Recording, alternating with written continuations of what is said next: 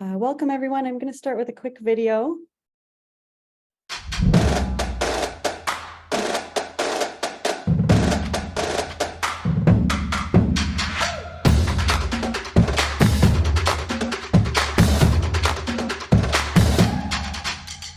This is an exciting time for our region. We really need to do this together. We can do a great thing for Canada and the world.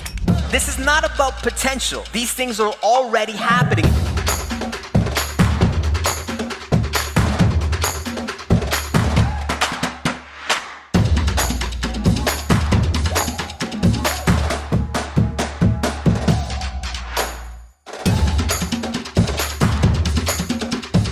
We are ready to act on our hydrogen opportunity. Place your bet right here.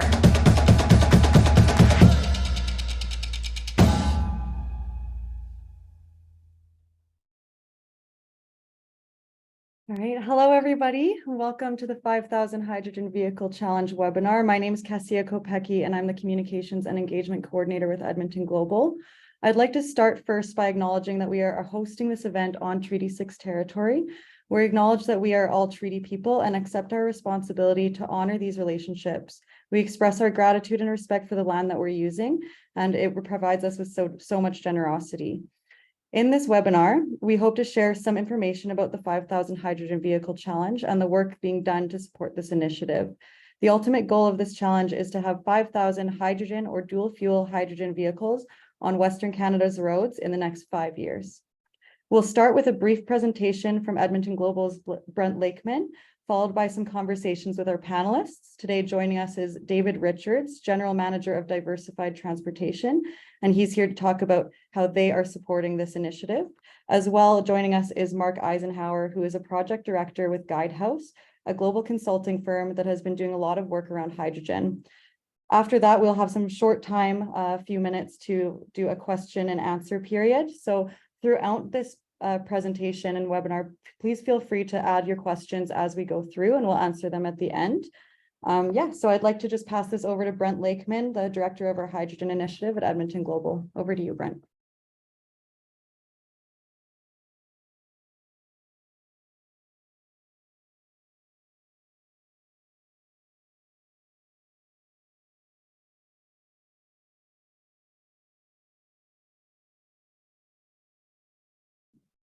Hey, sorry, Brent, you're muted. Do you mind unmuting yourself? Sorry about that. I wasn't looking at the right thing. So thank you, Cassie, and good afternoon, and thank you for joining us for the webinar on the 5,000 Hydrogen Vehicle Challenge. The challenge is an Edmonton Region Hydrogen Hub initiative aimed at accelerating the commercial and municipal transportation sector's transition to hydrogen. To meet Canada's zero-emission vehicle targets, our region needs 30,000 hydrogen-fueled vehicles on the road by 2035. The 5,000 Hydrogen Vehicle Challenge will be the first step to reaching this goal by collectively de-risking and kickstarting this transition. The goal of the challenge is to get 5,000 hydrogen and dual-fuel vehicles on the road in Western Canada in 5 years. And while we want to focus on the vehicles that can make the biggest difference environmentally and economically, the challenge is open to all types of vehicles, from the large Class 8 heavy-duty vehicles to buses and even passenger vehicles that are associated with commercial fleets. Vehicles can be hydrogen fuel cell powered or retrofits of diesel vehicles to use significant blends of hydrogen.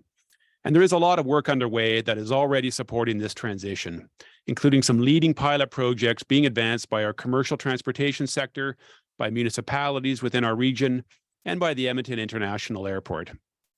Our region is home to the Alberta Zero Emissions Truck Electrification Collaboration, or AZTEC, as many people know, Canada's first ever heavy-duty alternative fuel demonstrations, where 2 custom-designed long-haul fuel cell trucks will be traveling between Edmonton and Calgary. And then there's the AMTA hydrogen truck demonstrations, where commercial transportation companies are having the opportunity to test hydrogen-powered heavy-duty trucks in their daily operations. The AMTA has received strong interest in the demonstrations, with over 70 applicants to date. As mentioned, this project is incorporating both hydrogen fuel cell and dual fuel technologies. It will also include vehicle manufacturers, companies like Nikola and Hyzon with their hydrogen fuel cell trucks, as well as Canadian companies like Hydra. Edmonton's own diesel tech industries and innovative fuel systems are both involved in projects converting diesel engines to use hydrogen blends as well.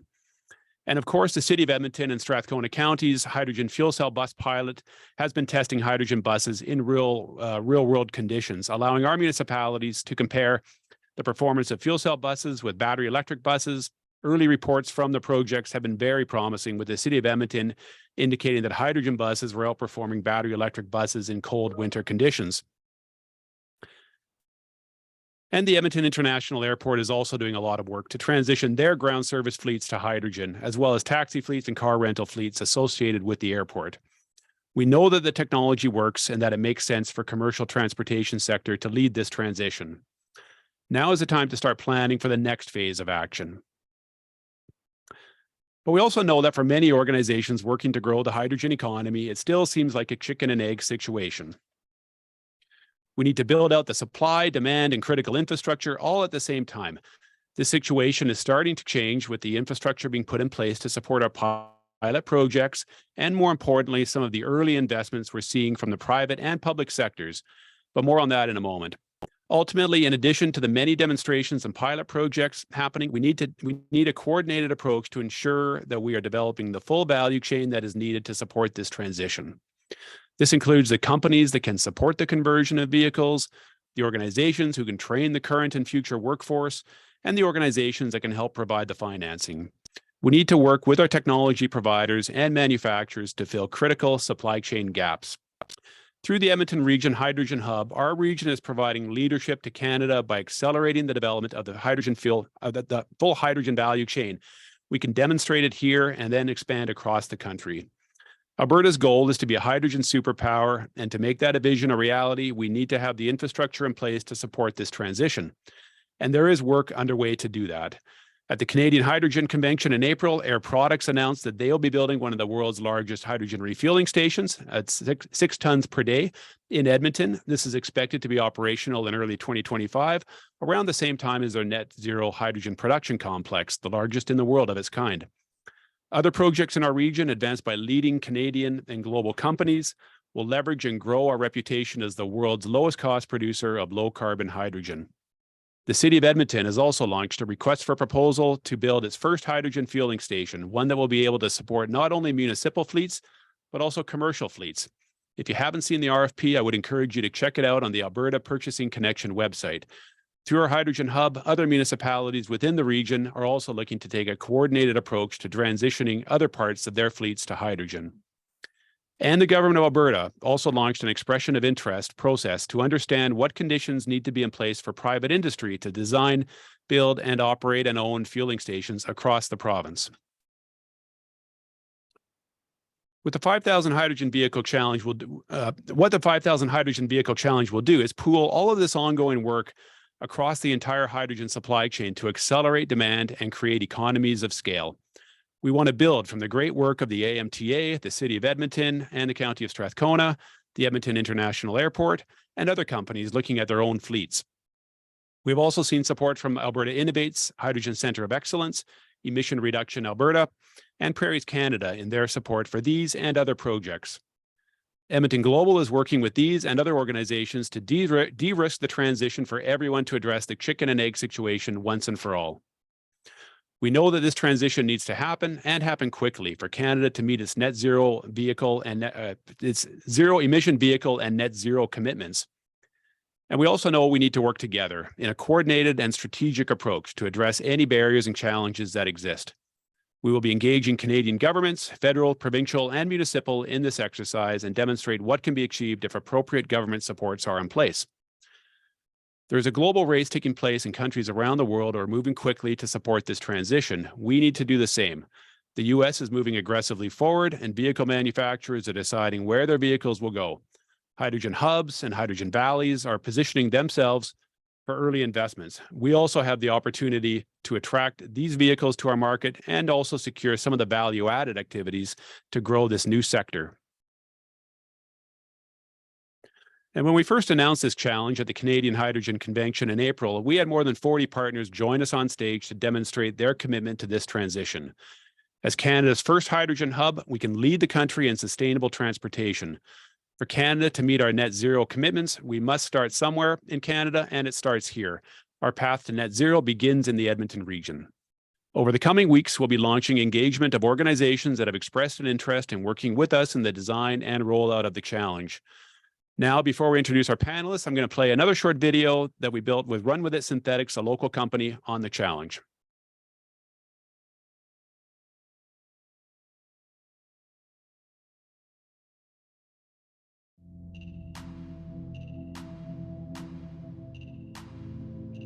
There's a global race taking place as countries around the world are competing to become tomorrow's hydrogen superpowers. The Edmonton region is moving aggressively to take advantage of this opportunity for Alberta and Canada. The time to double down on hydrogen in Alberta is now. The transportation industry needs a multi-pronged approach to build a low-carbon system. Hydrogen can be one of the tools to decarbonize. We need to act now. The 5,000 Hydrogen Vehicle Challenge is de-risking the transition to hydrogen by simultaneously building supply and demand across the entire hydrogen value chain. The goal is to have 5,000 hydrogen or dual fuel vehicles on the road in Western Canada within 5 years. Companies and organizations that are joining the challenge are future-proofing their operations and leading the transition to a net zero future, showing the world this is possible. Be a part of what's coming. Join the 5,000 Hydrogen Vehicle Challenge today.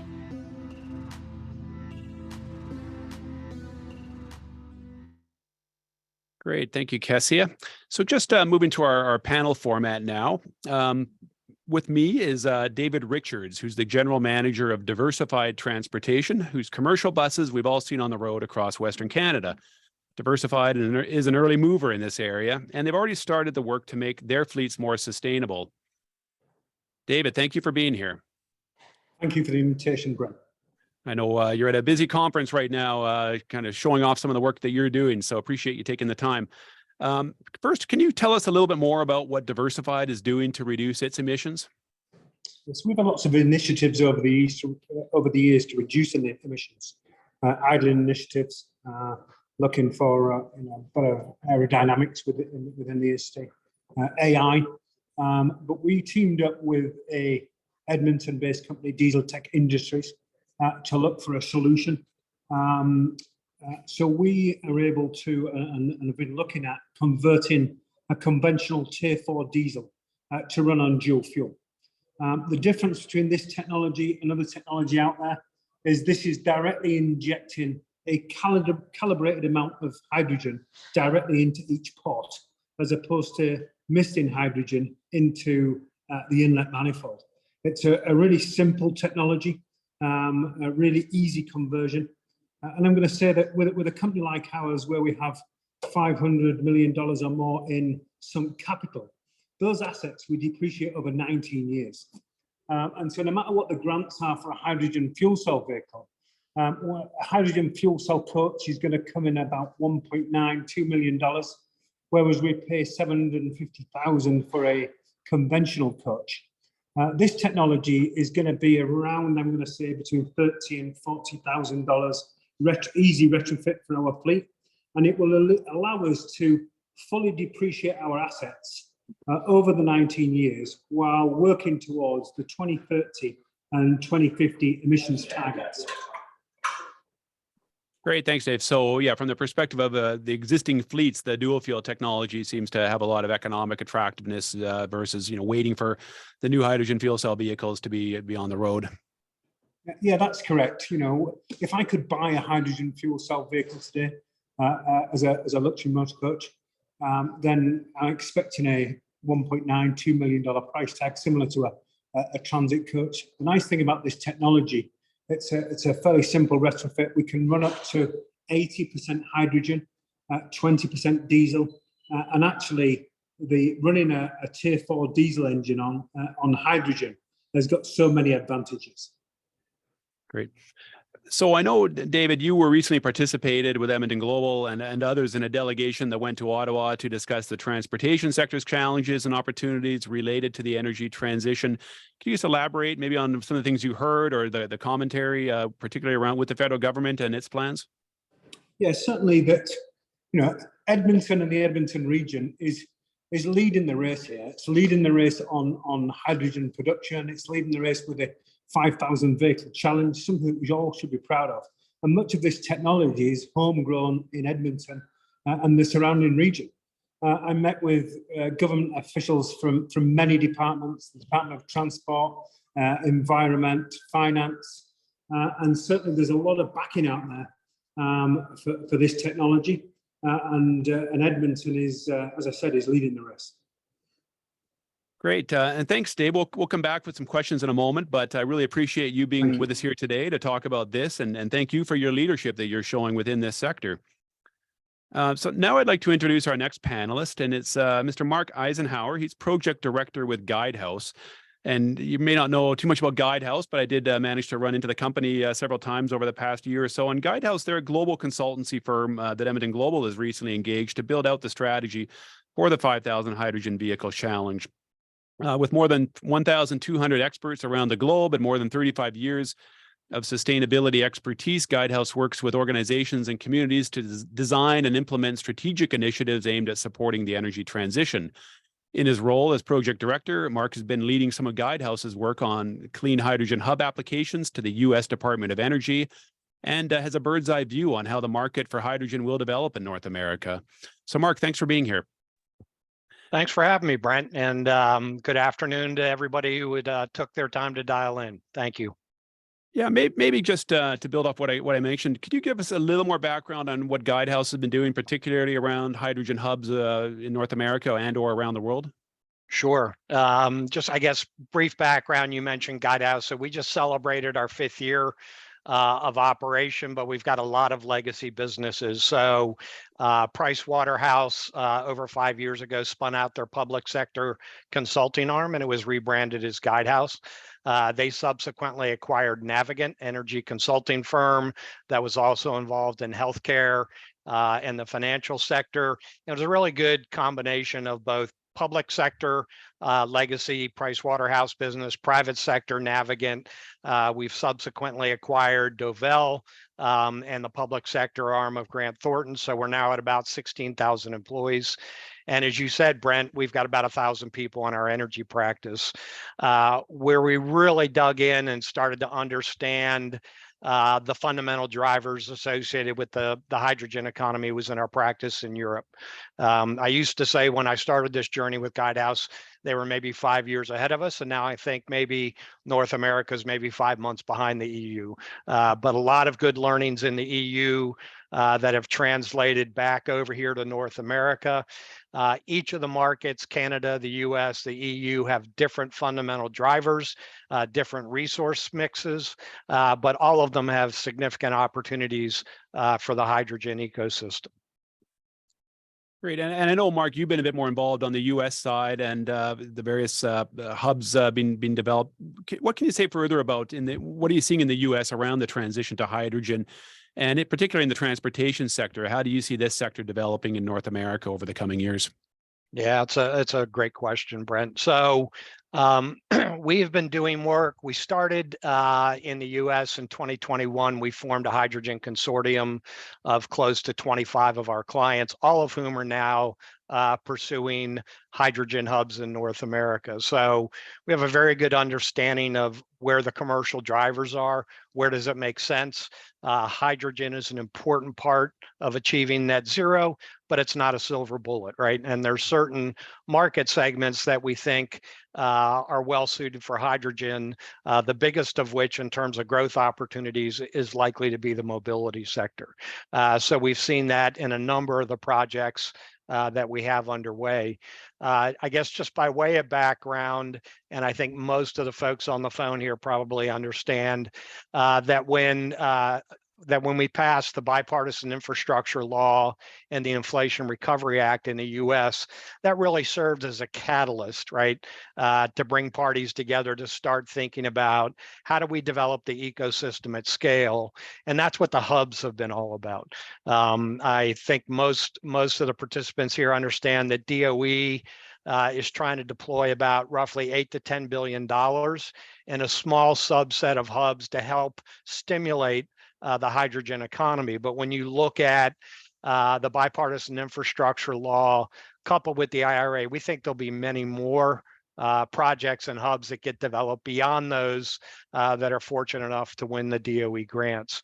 There were over, I think, close to 80 hubs that submitted applications to the DOE. They encouraged about 30 of those hubs to move forward with full applications. Questions came out from DOE to those applicants about 3 weeks ago. Comments were submitted to DOE from each of the hubs about a week ago. There may be orals later this summer, and then we're hopeful that by early fall, we'll know who DOE is going to select for that small subset of hubs that will receive the grants. But that doesn't by any means limit where we think the hydrogen ecosystem will go. Right on. So can you just speak a little more? I know Guidehouse has been doing some work to kind of pull together. Can you just be a little elaborate on sort of how you've taken that role of pulling together some of these hub processes? Sure.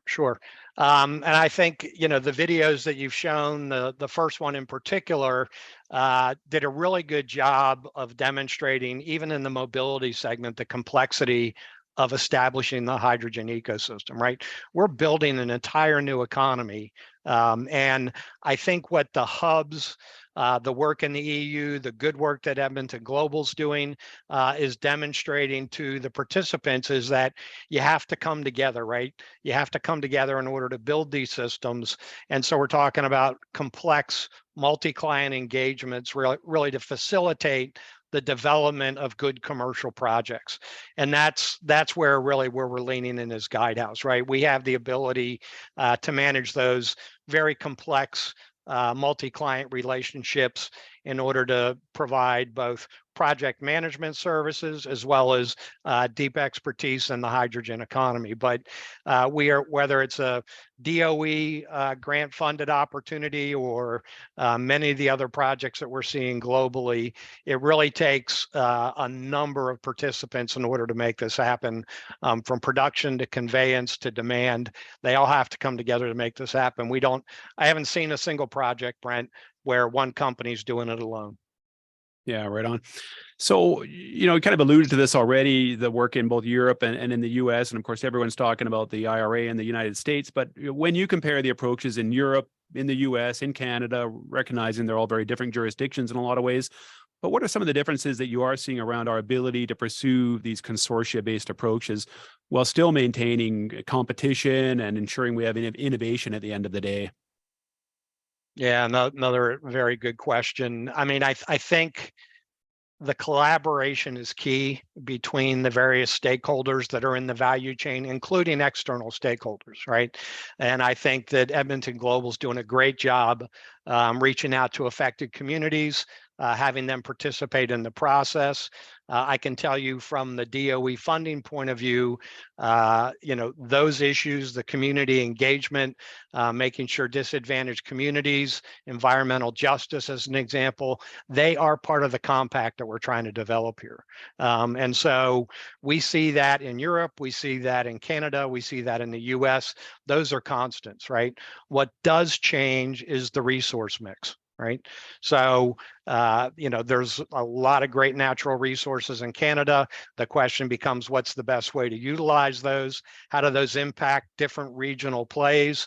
You know, just like DOE recognizes, right, that there's going to be green hydrogen, blue hydrogen, pink hydrogen, you know, take the color of your choice, right? But really, what we need to focus on is the carbon intensity of how we make hydrogen and what are the unique resources that each region brings to the table, whether it's Alberta, Gulf Coast of in the US, certain countries in the EU. They all have different resource attributes, and the way that the hydrogen economy will develop is going to be a bit different, even though some of the fundamental drivers are very similar.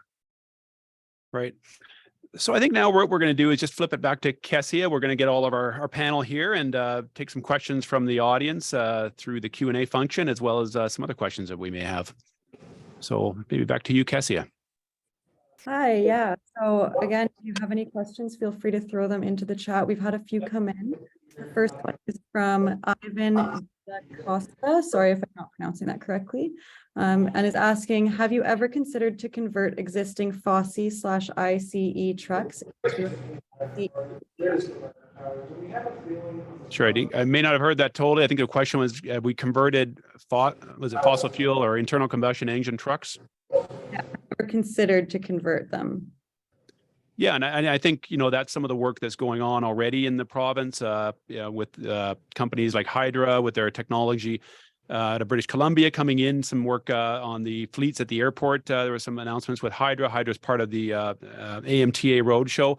So they have a conversion for a conversion. They have a technology for the conversion. And those are the types of technologies that I know David is also exploring. So maybe he can just add to that further. Yes, certainly. Thank you, Brent. Certainly the first engine between ourselves and DTI is for a D13 Volvo engine. That technology, which is operating on a motor coach today, would be convertible to any other D13 truck that's on the road. Next comes Cummins in Detroit, and that work is already ongoing with the local municipality from Strathcona and from City of Edmonton.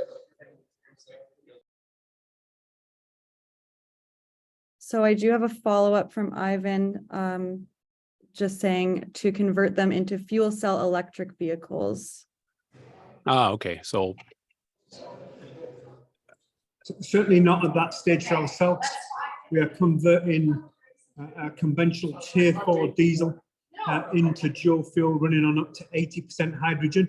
I would say that, you know, this technology is bridging technology between the conventional diesel and a hydrogen fuel cell electric vehicle, which will come in time. Not available in the motor coach format today. Sure. I'm not sure, Mark, of anything from the U.S. perspective on kind of conversions for a fuel cell system. I know there's some companies that are looking at taking that truck and putting in the fuel cell engine and replacing the diesel engine, but there may be something more specific that you can provide.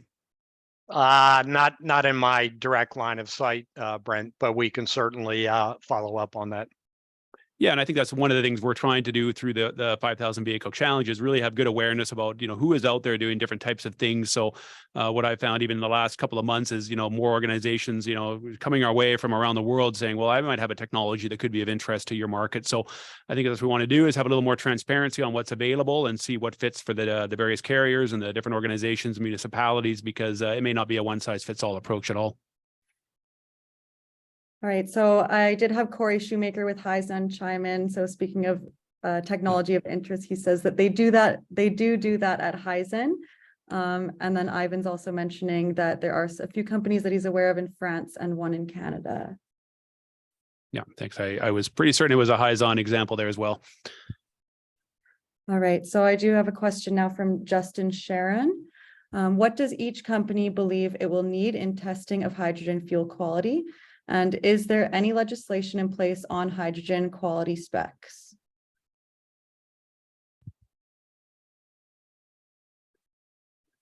I can just comment from our own perspective from the dual fuel conversion. We're only looking at industrial grade hydrogen. Certainly no need for any purer than that.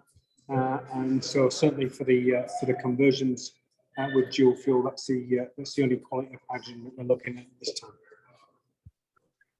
Yeah, so we know there's companies like Air Products with their facility, their liquefaction facility, and some of the plans for the new stations will be fuel grade quality hydrogen. But as mentioned, some of the advantage of the dual fuel technologies, you don't need that same level of purification. I think it's less nines at the end of your percentage. So that's one positive as well. And certainly trying to, you know, engage with governments around the regulatory standards for this area as well. And that's one of the areas, within the 5,000 hydrogen vehicle challenge that we want to make sure there's that ongoing dialogue to understand, are we establishing the regulations, the standards in a way that will support, especially this transition period where dual fuel technology, for example, could have play a significant role in helping us build out the infrastructure we're going to need.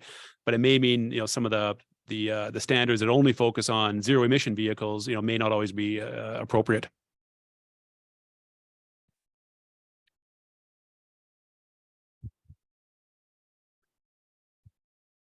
Any other questions, Cassie? Sorry, I was muted. I do have another question. So what are the key advantages of hydrogen vehicles compared to traditional gasoline-powered cars? You want to try that one, David? Yeah, again, for ourselves, we're looking at cleanup emissions. That's the real focus for us. By reducing and running on 80% hydrogen, the 20% diesel will continue to burn. There's lots of advantages with running a Tier 4 diesel engine on hydrogen, and so I could go in them for the next hour. But certainly, the number one target for us is to reduce those emissions and work towards those 2030 and 2050 targets. Yeah, and that's the real reason we're doing this is for the environmental goals, but at the same time, whatever approach we pursue, we want to also make sure it can be economically feasible and support competitiveness that we need. So, with things like carbon charges increasing over time and the cost of diesel getting more costly, it makes hydrogen much more economic over a certain period of time. So within that 5-year time frame, we do think there'll be a significant convergence on prices. So I just wanted to add that.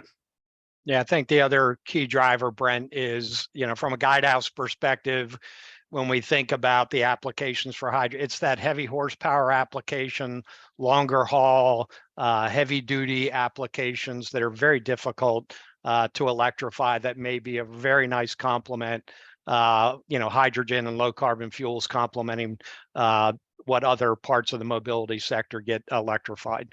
So there's certainly certain duties that are well suited to hydrogen and good drivers in those segments. Perfect. So another question, can you provide some more insight into the environmental benefits of hydrogen vehicles, such as the reduced emissions and their potential to contribute to combating climate change? Sure. I mean, I'll just maybe, jump right in. We know the transportation sector is a significant contributor to the greenhouse gas emissions. I don't have the exact number, but, probably around a third in Canada of our emissions from greenhouse gas emissions stem from this sector. The commercial transportation sector is a significant part of that. And within that, you can start to look at the Class 8 heavy duty trucks as, being a major contributor, within that part of the pie. So, if we are going to go after greenhouse gas emissions in the transportation sector, we do need, low emission or zero emission alternatives. So hydrogen, certainly, if you're producing hydrogen in a low carbon intensity manner, then it won't have any emissions at the tailpipe. Dual fuel technologies, David can probably speak to, he already did the percentage that you can get up to, maybe up to 80% from some of the technologies that we're exploring. So, you may not get to entire decarbonization of that fuel from that technology, but you're making a significant step. And again, it's really about scaling. So if we're looking to address a significant chunk of the transportation sector in Western Canada, we do need to start with some of these larger, heavier vehicles, which appear that hydrogen, makes a lot of sense for those because the battery electric options for them may not be quite as appropriate, particularly in places like Western Canada, where we have the colder weather, some of the heavier loads to carry, longer distances to go. So I think that's why organizations like the Alberta Motor Transportation are spending a lot of time on the hydrogen opportunity, because for their sector, it seems to be a pathway that makes a lot of sense for them. Similarly, for the municipalities, and I mentioned already with the City of Edmonton, County of Strathcona, looking at the fuel cell buses. So if they're pursuing their net zero goals in their fleets, they can choose battery electric or hydrogen. And again, there seems to be a pretty a fair bit of happiness right now, I'll put it that way, with the performance of the hydrogen vehicles over the testing period they've had so far. And I think other jurisdictions are seeing similar experiences. I was at a conference in the US, ACT conference, about a month ago, and hearing very similar stories there in the United States as well.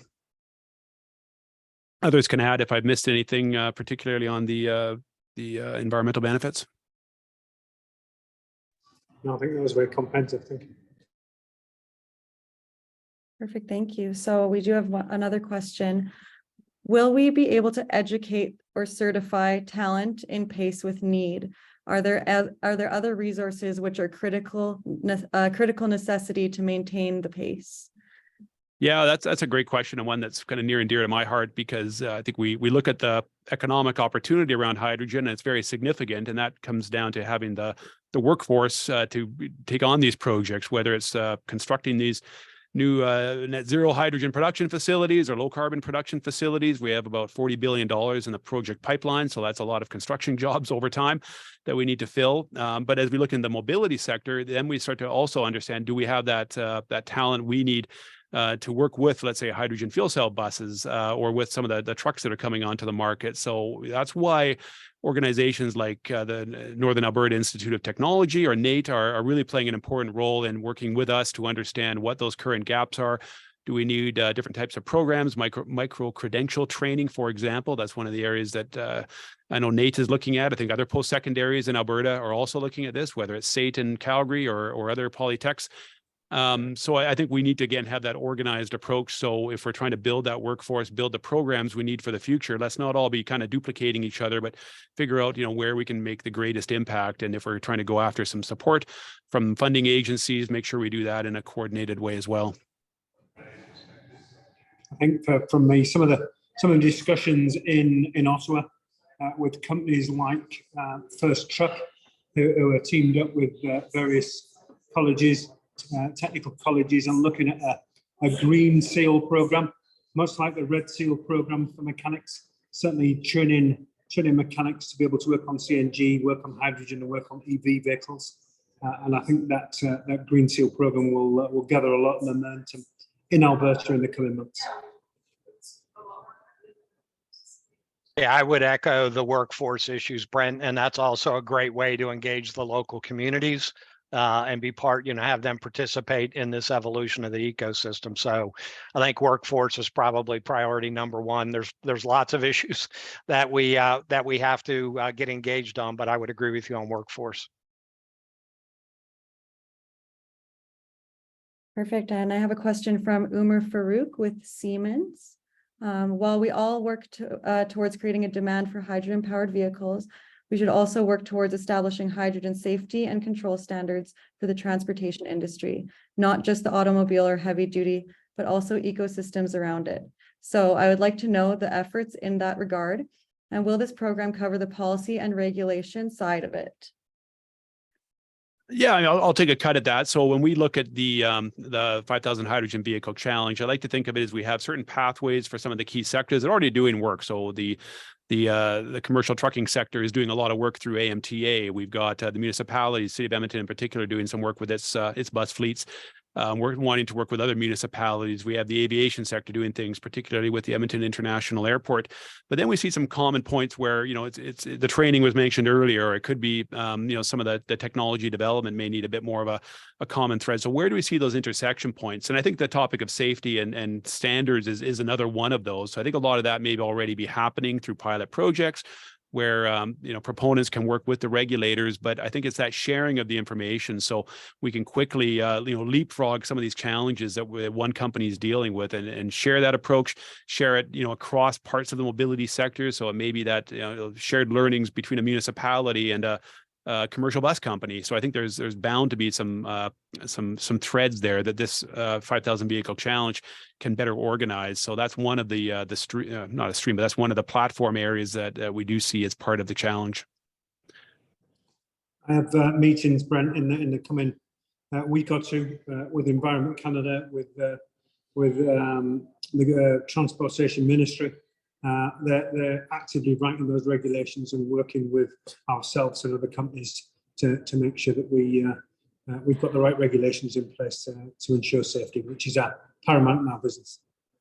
Yeah, and I've heard similar comments from the provincial government, maybe prior to the past election, where there was a strong desire to explore any barriers that may be out there and work to address those in an expedient manner. So I think we're hearing strong interest from government in doing this, but I think it falls on us to make sure we can organize our thoughts best so we can again support that accelerated transition.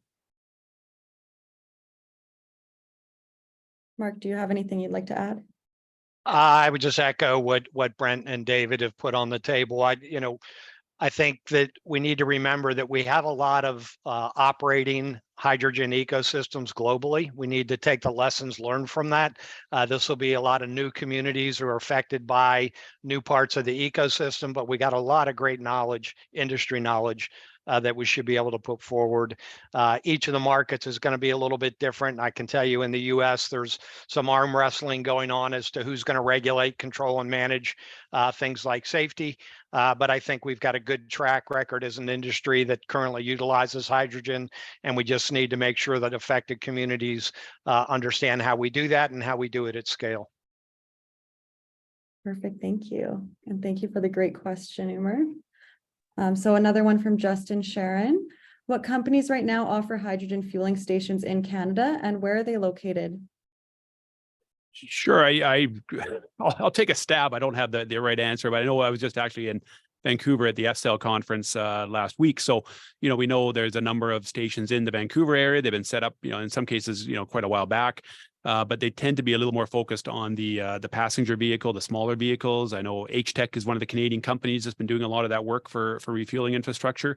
Not as much. I think there may be a smaller number of stations in Quebec as well. But I think as we start to look at the part of the transportation sector that we're talking about here, the larger trucks, then we don't really have examples in Canada, at least not that I'm aware of.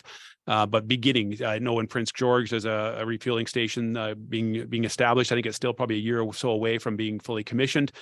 So we're going to see more of these in the next couple of years. Our hydrogen hub work, forecast that we're going to need over 40 refueling stations just in the Edmonton region alone, not to speak of where you got to go to Calgary, you got to go east, west, north, south. So that means, significant more stations across Western Canada. So that's what we're trying to do through the 5,000 vehicle challenge, is take a coordinated approach to understanding where are the most logical locations for refueling infrastructure. What's the pace of the timing? We can't do it all at the same time, but what are the obvious routes?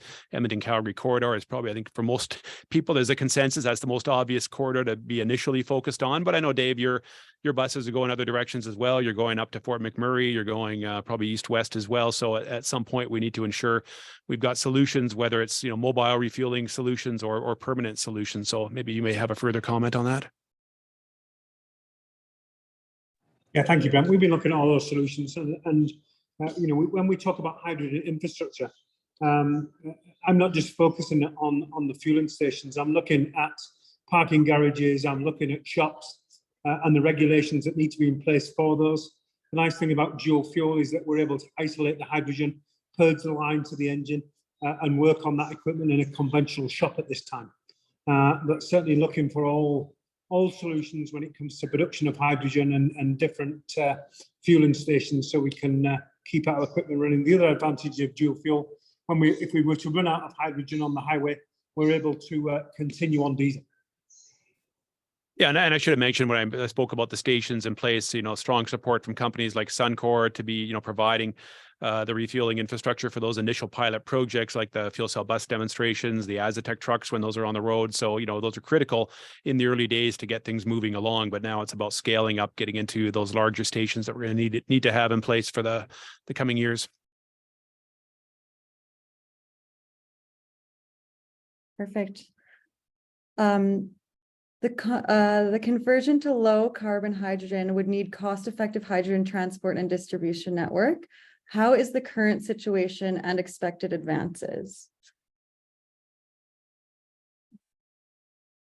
Yeah, I think that's a great question, and I think that's what we're trying to do actually through this approach is ensure that the distribution of hydrogen to the end users can be as low cost as possible, because we need to create that scale. So if you're establishing, you want to have as large a station as possible, you need to have the demand. You need to have the trucks or buses that can be at those stations. So it's about growing demand through, whether it's a fuel cell technology or a dual fuel technology, because I think that's the rub, is we can produce hydrogen in this market at a very low cost. We're right, if not the lowest cost globally, one in the top 2 or 3 from our low cost natural gas, our strong experience on carbon capture and storage, and now some of the incentive programs we have in place. But that's not the end goal. The end goal is to get the hydrogen to the end user in a manner that keeps it competitive for them as well and allows them to scale. So that's what we're trying to do. I don't think there's a perfect solution yet to that. If we can kind of aggregate, ultimately, how can we move hydrogen around in a larger manner, and again get that economy of scale. Maybe Mark, I know, when you look at hydrogen hubs, I was going to ask you, when it comes to the infrastructure, to move hydrogen, particularly in mobility, are you seeing any significant trends, or are we kind of in those early days where, we're just kind of moving things around as we always have with hydrogen? Yeah, it's certainly a nascent market, but I think the Edmonton Global 5,000 vehicle challenge is a great incubator to attract, players who will build out the broader hub, right? When we talk about a hub, and that's really a misnomer, it's rarely a single project, right? It's a number of projects that sit under this broader umbrella to create, the entire hydrogen ecosystem. And if this vehicle challenge can start to generate significant demand, it will attract the other players in the hydrogen ecosystem to build out more production, more infrastructure, and drive down that cost, right? That's what we're trying to do, is build the ecosystem at scale so we can drive down that cost. And this is a great example on how to get the party started, is to facilitate demand. Brent and I were at a conference a couple of weeks ago in Houston. I think there was 800 people in the room, and the speaker asked, everybody who represents demand, raise your hand. 2 people out of the 800 raised their hand. So what Brent and the team in Edmonton Global is doing here is a great way to accelerate development of a broader hub. So it's an excellent way to get this moving by establishing demand. So just to follow up with that, as far as supply and demand, which one is higher right now for hydrogen vehicles? I'm not sure what you mean by higher. Is the higher meaning or demand higher right now, or is it level? Yeah, not sure I know how to answer that one, but I think there's lots of focus on hydrogen production in this region. We've been hearing about a lot of these projects. Again, some real world leading initiatives taking place at Edmonton. So, we often talk about in our hydrogen hub, the challenge isn't really about producing hydrogen. We know how to produce it cost effectively. The goal is to create that demand and kind of grow it fairly quickly. So I think we've got a significant amount of interest when we started to kind of look at the 5,000 vehicle challenge. I think some people initially thought that's a crazy high number, but then we started to look, well, but what about the municipalities with the bus requirements they're going to have over the next 5 to 6 years? What about the commercial trucking sector? What about the airport environment? What about other municipal vehicles as well? And everyone's really keen to be working around this opportunity. So that's been, I find, the most positive part of this is there's a strong desire to be going down this road. Yeah, the costs are high. We know there's going to be some hiccups along the way, but we want to work together around this, because I think this is one of those issues that's really been unifying a lot of the players out there. So when we think about 5,000 vehicles, some people are saying, well, why not 50,000 vehicles? We can maybe get there. So we're trying to come up with a reasonable challenge as well, where we think it's a stretch goal, but we do think it's achievable, but it does require, getting the technologies adopted, getting some economies around the actual manufacturing of those technologies. David, you mentioned First Truck and companies like that can help with the installations. We need the whole system coming together around it. It's not just about being able to produce hydrogen or just being able to get a fuel cell truck on the road. Okay. How can sectors that rely on commercial transportation to move their goods get involved? For example, from piloting trucks to providing sites for fueling stations to providing feedstock, wastewater, commercial food production. Yeah, I think all of the above. I think we're looking for the innovation from the private sector on this. Many are already working through the industry associations like AMTA. So make sure you're aware of those initiatives, like the demonstration projects taking place there. You can sign up to have your opportunity to test drive those vehicles and make sure they're a good fit for you. But I think there's other other things we can be looking at as well. That some of those topics that you'd mentioned, really want to bring kind of the leading thinking, innovative approaches to the table that maybe we haven't thought enough about. So there will be, I should say, there will be a portal, and we'll make sure that's sent out as getting more information, putting your interest down through the website, and we'll have more information as that's developed over the coming weeks and months to get more information on the challenge out and different ways to participate. Sorry, Mark, I think you were going to say something. I just, we do a lot of work, Brent, with industrial and large commercial clients, right? And they're under a lot of pressure to decarbonize their supply chain. So that, that's one of the things that I think will help stimulate demand in the mobility segment, is this constant pressure that these companies are under to try to decarbonize the supply chain. And I think we need those players at the table to be part of this discussion and part of the project. And how many people or companies do you think we need to succeed in getting 5,000 vehicles on the road? We need everyone. So, I think, again, we want to make sure, maybe the most logical approach is, who are some of the larger fleets where this may make sense. The economics may prove to be a little bit stronger for a larger company. May depend, what part of the transportation sector you fit in. But again, we don't want to, preclude anyone from being able to participate. So again, probably it's something that should be of interest to some of the companies already working through industry associations, municipalities, I would like to say. But then I think there's other companies that maybe fall under the radar sometimes. And I'll use David's company and other commercial bus companies as an example. Probably wasn't that high on the radar, and we start to realize, oh, these companies have a mandate for decarbonization as well. This seems to make sense, and so that's a significant number of vehicles potentially. So maybe David, if you want to just elaborate further on that and how you fit into this picture. Yes, certainly. Thank you. Thank you, Brent. I'm going to say whether I'm a one truck owner or a 500 truck owner, we all need to be involved. We came and partnered with Diesel Tech Industries to develop this technology because there was no solution coming from our manufacturer. There's no solution on the horizon. I think the first true hydrogen fuel cell coach, luxury coach, will come in with tracks in 2024. But what do I do with my existing fleet? And so, the important thing for me is working towards those targets and looking for a solution that decarbonizes our existing fleet and allows me to fully depreciate my assets over what is 19 years.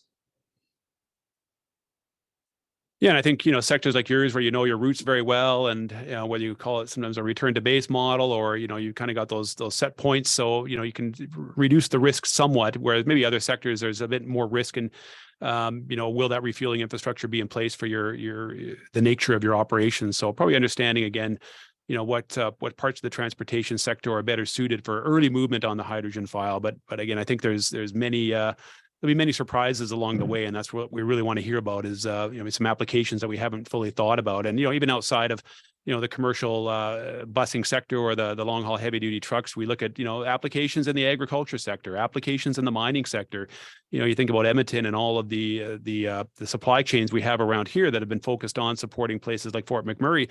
That you would think there may be some applications there that we could be thinking about as well. Construction sector applications. So yeah, they all present some challenges, but if we're going to see some movement, I think again this is the place where we have those companies with a strong presence.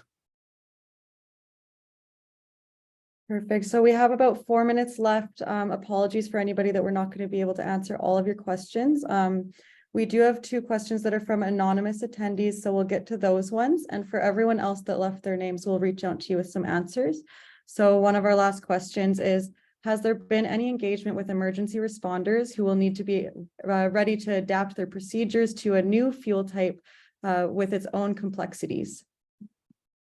Yeah, there definitely has. I can't speak to it myself, but I know through the AMTA in particular, they've been looking at that topic in great detail. So, working with those emergency response organizations so they can understand that they might be dealing in a hydrogen environment rather than a natural gas environment or a diesel environment. So it's definitely on the radar, and I know there's work underway to make sure that we continue to reach out on that issue, because that's of critical importance to make sure whatever we're doing in a safe manner, because we don't want to certainly be putting anyone at risk or setting this industry back by not taking a prudent approach.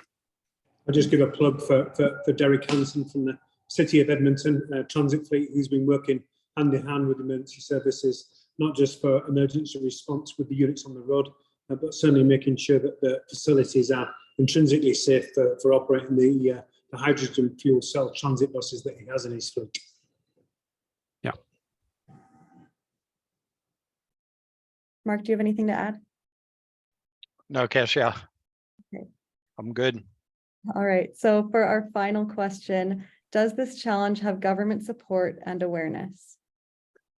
I would give it a definite yes. There's a high degree of awareness and support, depending on how you define support. But we've got key players from federal government through Prairies Canada, through the provincial government, largely through Alberta Innovates and Emission Reductions Alberta. But back to the ministry as well. So some awareness about what we're doing. I know, the Alberta government, as I mentioned earlier, is already also looking at that provincial refueling network and that request for information that they put out. So I think what we're doing is getting a lot of interest, a lot of support.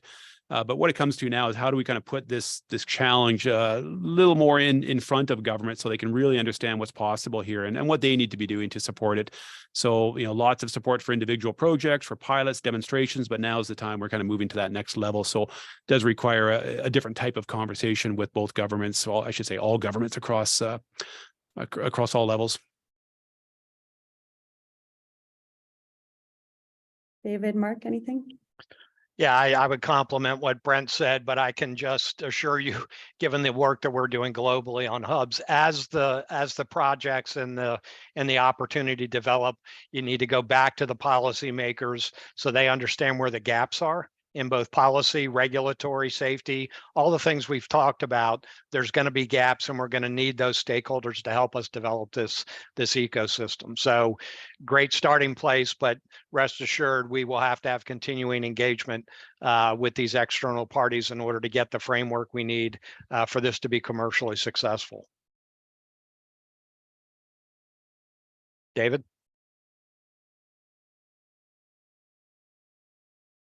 Yeah, I don't think I can add anything more of any value there. Well said. Thank you. Yeah, I might just add one last comment. I always, say we have strategies for Canada, for the federal government, for the provincial government that do focus a lot on hydrogen hubs. And I keep saying, you really need to look at a hydrogen hub-based approach to kind of accelerating this work. So this is exactly what this is about. It's trying to accelerate, hydrogen deployment in a hub-based approach. Yep, starting in Edmonton, but our hubs are going to be connecting to other hubs, whether it's Calgary, whether it's Prince George, whether it's Vancouver, Saskatoon, you name it. So, we're in a leadership role, and we're going to take that leadership, and we're going to kind of build the architecture for this system. So again, and I think that's been reflected through Canadian government strategies as well. So I think in some respects, the onus is on us to show how we can make this work. Perfect. Well, that's everything for our time. So thank you, Mark. Thank you, David. And thank you, Brent, for joining us. And thank you, everybody, for joining us for this webinar. If you're interested in learning more or keeping up to date, you can scan this code above my shoulder, this QR code with your camera. And I added a link to our 5,000 Hydrogen Vehicle Challenge webpage, so you can sign up for updates and learn more as we continue on with this initiative. So thank you again, everybody, and have a great afternoon. Bye-bye. I'm just going to wait a minute in case people actually want to scan that too.